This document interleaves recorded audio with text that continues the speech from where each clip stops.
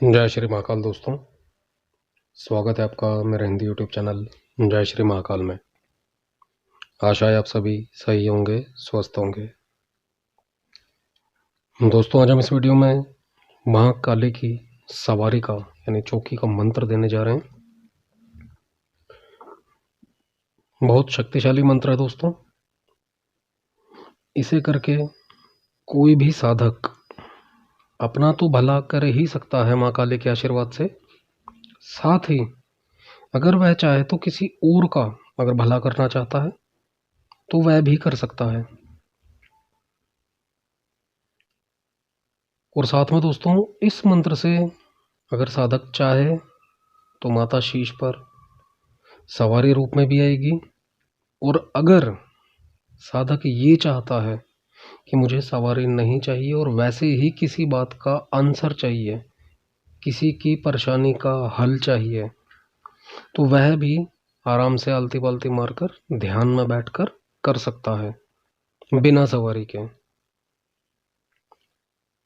और सबसे बड़ी बात है दोस्तों, इस मंत्र से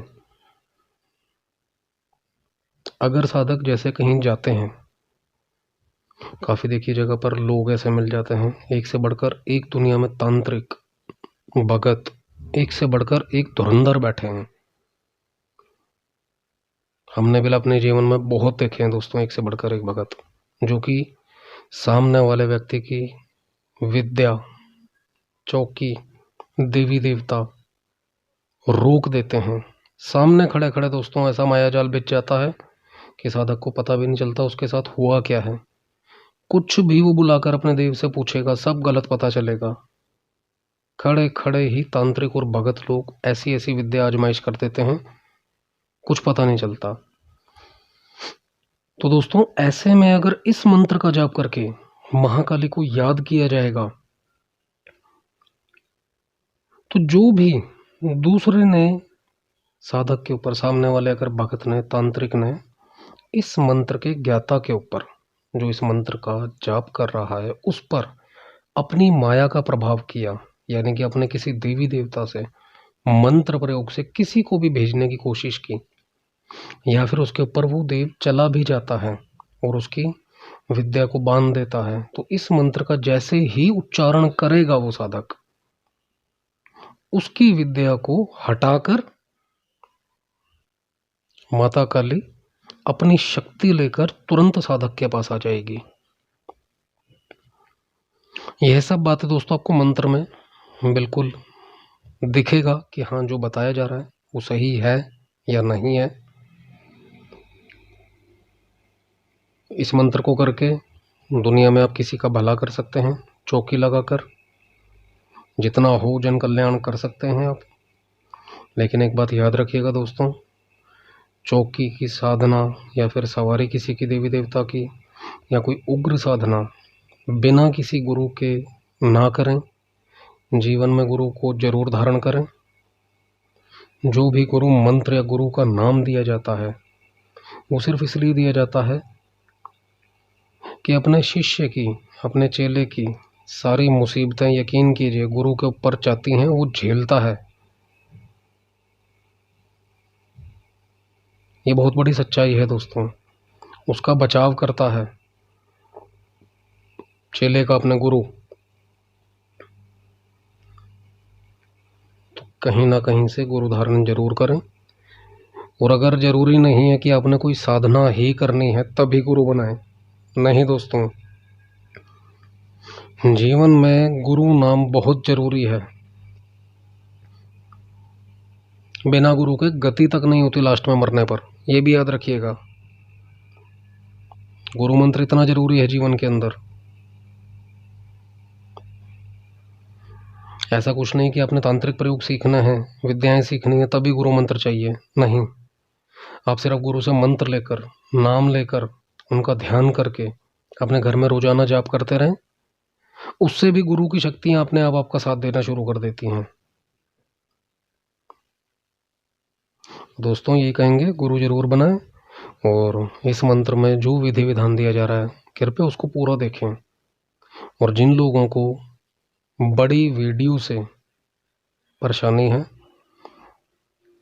अभी सिर्फ 5 मिनट हुए हैं, छोड़ के जा सकते हैं वीडियो को। किसी भी चैनल पर चले जाएं, लाखों चैनल हैं, हमें कोई प्रॉब्लम नहीं है, कोई दिक्कत नहीं है। हम अगर धीरे बोल रहे हैं, इसमें भी किसी को बाधा है तो देखिए दोस्तों, रिक्वेस्ट है, आप जा सकते हैं चैनल को छोड़ के, वीडियो को छोड़ के जा सकते हैं, कोई प्रॉब्लम नहीं है। आइए दोस्तों, चलते हैं वीडियो पर। अपने करना क्या है, यह विधि दोस्तों किसी भी शनिवार से आपने शुरू करनी है। अमावस्या के बाद जो पहला शनिवार है, या फिर अमावस्या या पूर्णिमा, इन 3 दिनों में कभी भी शुरू कर सकते हैं आप। सबसे पहले महाकाली की तस्वीर। और दोस्तों एक बात और कहना चाहेंगे, जैसे कि माँ कालिका अलग अलग हर घर में अलग अलग तरीके से पूजती है। तरीका बोले तो किसी के यहाँ ढाके बंगाल वाली दक्षिण काली, किसी के यहाँ खादराबाद वाली, किसी के यहाँ दिल्ली वाली तुगलकाबाद वाली, किसी के यहाँ हकली चावड़ हकली कालिका, किसी के यहाँ बन की कालिका, किसी के यहाँ मैदान की कालिका, किसी के यहाँ चौगान की कालिका। हर तरीके से अलग अलग नाम से देवी पूजती है। आपके यहाँ जो भी देवी पूजती है माँ काली, जिस नाम से पूजती है, आप इसमें उसी का ध्यान करके साधना कर सकते हैं। आपके घर की ही देवी आपके पास आएगी कालिका। ये और फायदा है दोस्तों इस मंत्र का। काफ़ी ऐसे भगत लोग होते हैं, तांत्रिक होते हैं कि भाई हमारे घर में तो गुरुजी इसकी पूजा नहीं होती, हम इस कालिका को नहीं पूजते अपने घर में। तो ऐसे में जिस काली की आप पूजा करते हैं, मन में उसका ध्यान करना है, संकल्प में, जो कि अभी बताया जाएगा।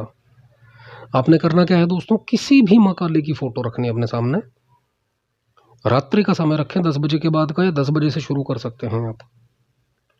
चौकी लगाएं अपने सामने, उसके ऊपर काले रंग का वस्त्र बिछाएं, माँ काली को चुनरी चढ़ाएं। चुनरी चढ़ाकर सरसों के तेल का दिया या तिल के तेल का दिया या फिर देसी घी का दिया, जो आपके पास उपलब्ध हो, प्रज्वलित करें। माता रानी को फूल चढ़ाएं, चावल चढ़ाएं, तिलक करें देवी को, अपने आप को तिलक करें। ये सारी क्रिया जब भी करेंगे दोस्तों, आप काले रंग के आसन पर बैठकर करेंगे, और आपका खुद का मुंह दक्षिण या उत्तर, इन दोनों में से एक तरफ होना चाहिए। यह सारी क्रिया करने के बाद दोस्तों, हाथ में थोड़ा सा जल लेना है अपने। जल का पात्र पहले से अपने पास रखें। जल लेकर आपका नाम बोलना है, आपका गोत्र बोलना है, आपके पिता का नाम बोलना है कि मैं ये साधना करने जा रहा हूँ। हे महाकाली, जिस काली को आप याद करना चाहते हैं, या फिर सिर्फ माँ काली को बोल दीजिए, वो आपकी श्रद्धा भावना है, कौन सी देवी आपके पास आ जाए, लेकिन आएगी माँ कालिका ही। हे देवी, मैं इस मंत्र को जाप करने जा रहा हूँ। रोजाना इतना जाप करूँगा, जो कि वीडियो में बताया जाएगा आपको, उसकी गिनती बोलनी है। दूसरा, इतने दिन तक करूँगा। कृपया मुझे इस मंत्र की सिद्धि प्रदान करें, और मुझे जब मैं चाहूँ इस मंत्र को बोलकर माँ आपका ध्यान करूँ, सवारी रूप में या फिर ऐसे ही ध्यान रूप में आप मुझे दर्शन दें, या सवारी रूप में मेरे शीश पर हैं, और जिसकी भी जो भी बाधा हो उसका हल बताएं या ठीक करें उसे। और कोई भी भगत, गुरु, तांत्रिक मेरे ऊपर कोई प्रयोग करता है, वो रोक धोक मेरे ऊपर से हमेशा हटाए रखें, जब भी इस मंत्र का मैं जाप करके आपको बुलाऊं। यह बोलकर दोस्तों अपने जल जमीन पर छोड़ देना है। उसके बाद सबसे पहले गुरु मंत्र। अगर जिसने गुरु मंत्र की साधना कर रखी है, गुरु गोरखनाथ की, जो कि हमारे वीडियो में चैनल में दिया हुआ है, 11 माला और 1 माला गणेश मंत्र की। और अगर कोई ऐसा साधक है, अलग से कोई आज ही देख रहा है वीडियो को, चैनल को, तो दोस्तों अगर उसके गुरु ने कोई गुरु मंत्र दे रखा है, तो उसे भी 1 माला, 5 माला, 11 माला अपने हिसाब से करके, और गणेश मंत्र का जाप करके अपने हिसाब से साधना में सफलता का आशीर्वाद लें। पहले विघ्नों का नाश हो, ऐसा आशीर्वाद लें। उसके बाद दोस्तों रुद्राक्ष की माला से, जो कि आपको वीडियो में मंत्र दिया जाएगा, उसका एक माला का जाप करना है। 41 दिन की साधना है दोस्तों। ये मंत्र सुन लीजिए, मूल मंत्र जिसका आपने जाप करना है। ओम नमो आदेश गोरखनाथ जी को, काली काली महाकाली शीश झुकाऊं तेरे आगे, अंग बिराजो मेरे आके, झूमती आओ घूमती आओ रोग धोख को हटा के, अपनी चौकी लगाती आओ मेरे शीश सवारी आओ, जीवा बोले सत्य शब्द, जो नर नारी आवे मेरे द्वार, माँ कालका करे उद्धार, तेरी शक्ति अपरंपार, गुरु गोरखनाथ जी को आदेश आदेश आदेश। इस मंत्र का दोस्तों आपने एक माला का जाप करना है 41 दिन तक। 41 दिन तक ब्रह्मचर्य से रहें, स्त्रियों का सम्मान करें, गलत शब्द बिल्कुल ना बोलें और ना ही गंदी नज़र से देखें किसी को।